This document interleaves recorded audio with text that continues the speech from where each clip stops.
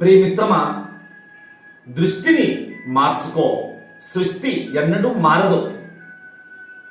చూడు, ఒకే కుంపట్లో కోడి గుడ్లను బదిలితే కోడి పిల్లలు ఎన్ని రంగులతో ప్రభవిస్తాయో చూడు. మరి ఆవులు 1000 రకాలున్న పాలు మాత్రం ఒక్కటి. అలాగే ఏ యదా మాం ప్రపద్యంతే స్తాం తదైవ భజామ్యహం మమ వర్త్మాను వర్తంతే మనుష్యాః పార్థ సర్వశః. అంటే మానవులు, సాధకులు, మహాత్ములు ఎటువంటి సాధనలు చేస్తున్నా వారి యొక్క గమ్యం పరమాత్మ ఒక్కడే.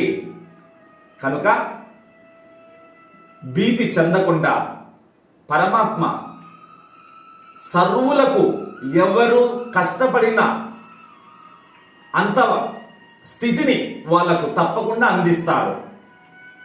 ఈ విషయాన్ని దృఢంగా నమ్మి శ్రద్ధా భక్తులతో సాధన చెయ్యి.